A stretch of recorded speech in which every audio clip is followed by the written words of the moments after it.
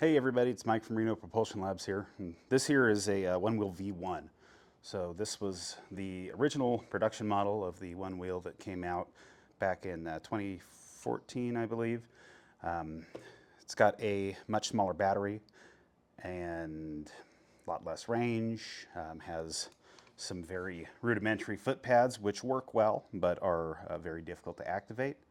And the issue is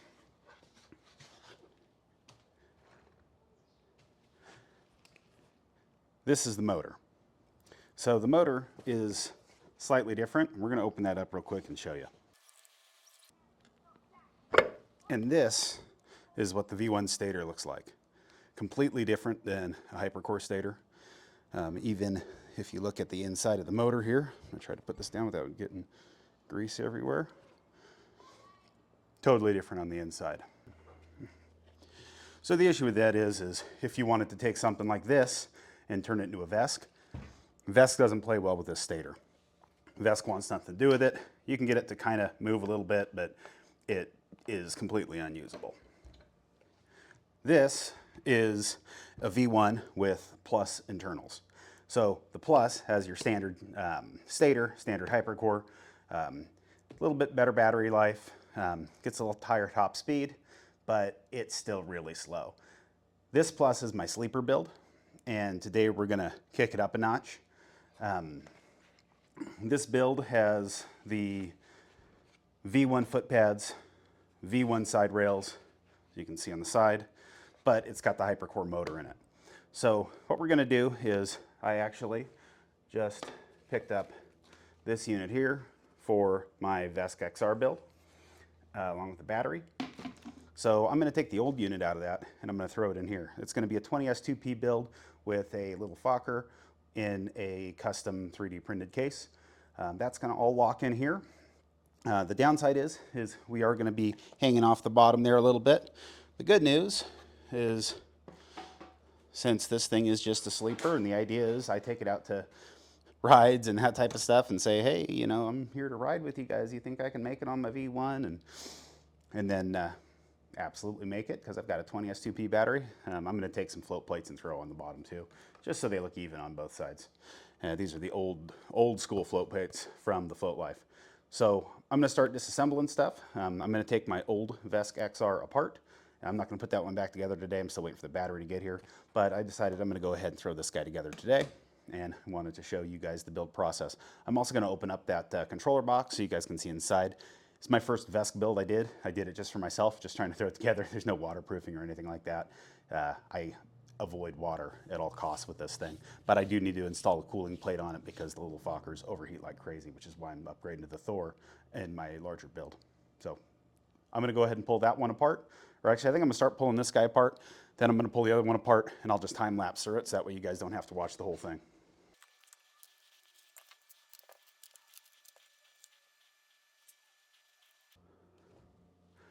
All right, so the only two parts we're not going to be reusing are these. This is actually going to go into that other much nicer V1 that you saw down there. It only has 6 miles on it.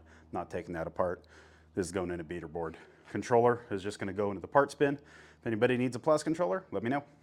All right, so this is going to be the donor board. Like I said, this board's not going away. It's just being upgraded. Again, I'm going to throw the Functioneers box in there. Pop right up here in the front. I'm going to get another 20S2P battery for the back. Should have much better thermals, be a much better experience. But we're going to go ahead and pull this guy down. It's kind of sad for me a little bit here because I did ride this at Shredfest. It's been all over the place with me. I even took a really nasty spill on it, blew my knee out once. So, but it will be back together soon enough, better than ever.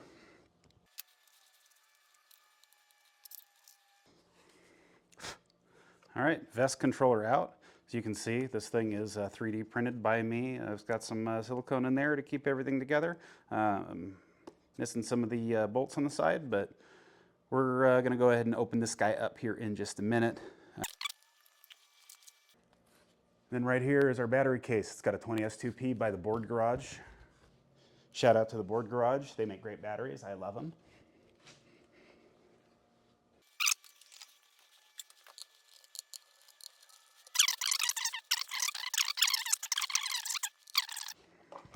All right, so this guy right here, that's the inside of my controller box. Again, you can see I've got the little Fokker. I've got all the mounting connectors here, momentary switch on the side, charger over here, little Fokker itself sitting right there. Just make sure it doesn't have any power in the capacitor before I'm poking around. So seeing as this is a build video, we'll go over real quick a couple of the other components here. Again, this is just your standard little Fokker. Horrible thermals, we'll get this in later. And then I also have the Ugland camera LED kit. They make great products. Not super easy to install, but if you know what you're doing, it is definitely not bad. And yeah, I love mine so far. It does a great job. Can do all kinds of different colors and all that. And at some point, I will adjust the colors on this thing so they are the correct color. And you can actually, it'll actually, you know, look red and white instead of, I think bright green is what it is now. The board's green, so I went with the green lights.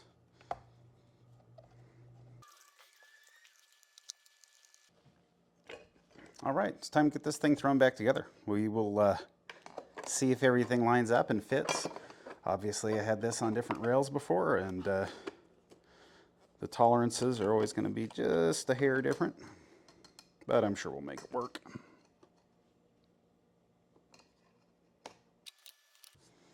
Now, one of the beautiful things about this and why this actually works is between the XR and the V1 and the Plus, they didn't really change anything on these boards. I mean, they added, you know, more battery life. Obviously, they changed the motor out, made that much more powerful, much better design on the newer motors. But as far as the rails and everything else go, it's basically the same board, just with different rails and all that. I'm gonna go ahead and tighten these guys back up. Being loose is causing me some issues. So I'm just gonna get these kind of finger tight so they're not wobbling around on me here. Okay, so that's basically it. Now it's just a matter of getting all the right foot pads and all that stuff lined up so everything works properly again.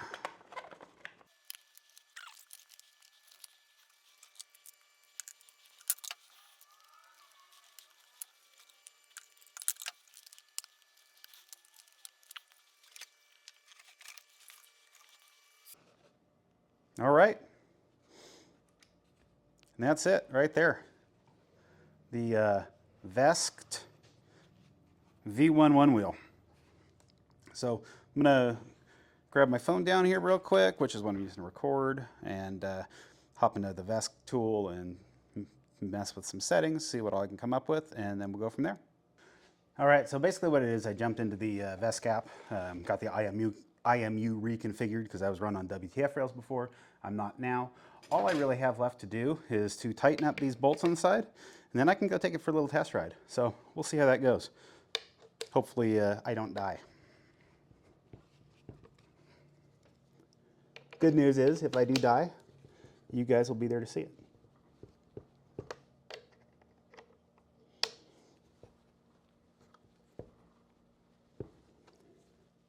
This is actually the first time I've tested it, other than just getting it to stabilize inside the house. We're gonna see what happens. Again, this is the Sleeper V1 build.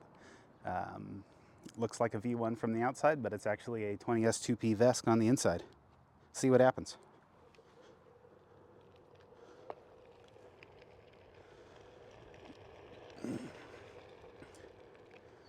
This thing feels a little bit sketchy, but that's just those stock Vesk rails, or the stock V1 rails, and these foot pads had zero angle to them at all.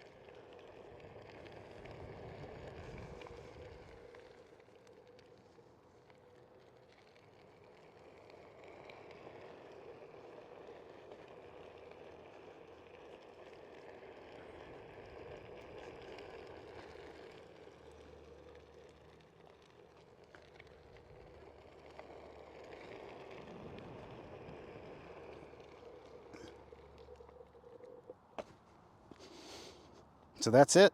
That's the test one. I will take this thing out, throw my 360 on, maybe go for a little ride on it later and see how it does, you know, for any type of distance. But yeah, sleeper build. All right, who's ready to hit 20 miles per hour on a V1? Let's see if we can do it. Just a disclaimer, I'm not the fastest rider in the world, but we're going to try.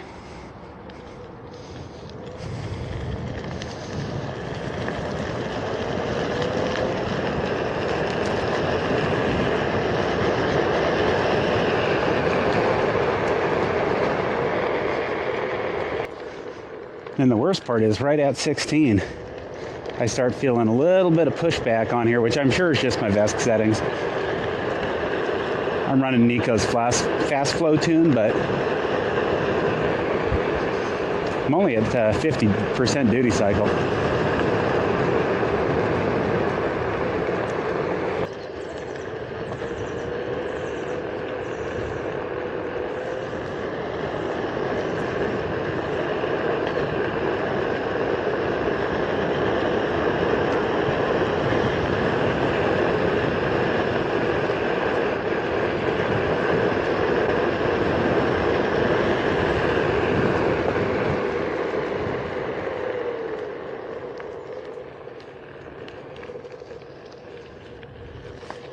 All right, I think I got it through here. I just need to not be a wuss. Ooh, I'm definitely comfortable right around 18. I got it up to 18.3. I'm going to blame part of this on the tire, and part of it on the rails, and then part of it on the grip pads, because you just feel like you're going to fall off.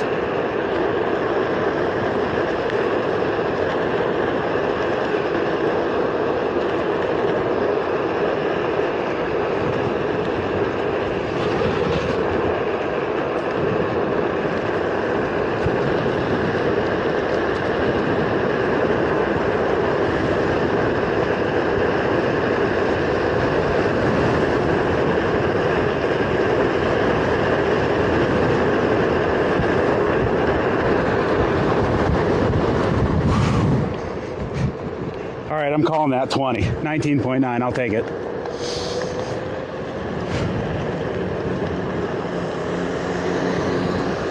I almost got death speed wobbled off of this thing. But yeah, this is it right here. The VESC V1, capable of hitting 19.9 miles per hour. God, this thing is sketchy as hell. It's these flat foot pads. It's like you're riding it and your feet just want to slip right off the edges of them, and it definitely gets you with the speed wobbles pretty good. But at about 15, 16 miles per hour, it feels nice and solid, which a stock V1 would not. So yeah, I'm loving it.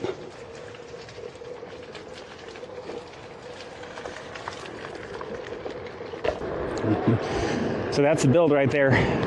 20S2P, Little Fokker, VESC V1. It's got a hypercore motor in it off a Plus.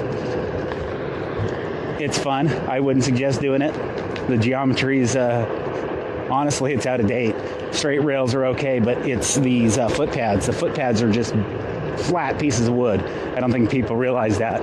Most people on your XRs and your Pluses are used to at least a little bit of concave, at least a little bit of edge, something that kind of feels like it might hold you on there. This does not have it. This just wants to let you slip right off the front. It doesn't help that this grip tape's kind of old, but I don't want to replace it because I want to have that old look to it. If anything, I might throw some gripples or something like that on there to give me at least something to hang on to with my feet. But yeah, this thing's a blast. It's stupid. I would not suggest doing it, but I'm enjoying it. And I guess that's all that really matters. So anyways, if you guys want to follow and subscribe and get more build videos like this, I should be doing a 30S 1P build coming up here soon. I'm probably not going to be doing it like a tutorial because I'm going to be learning along the way, but I'll definitely go over and show you everything that's been done and how it worked out and some of the upsides and the downsides and the pitfalls and what I enjoyed and what I didn't. So anyways, that's it. Again, V1 got it up to 20 miles per hour today. I'm pretty proud of that. But again, guys, follow, like, subscribe for more content like this. And don't forget, if you go to thefloatlife.com, to use coupon code RenoWheel to save 5% off your purchase. That helps out the channel too. Float on, guys.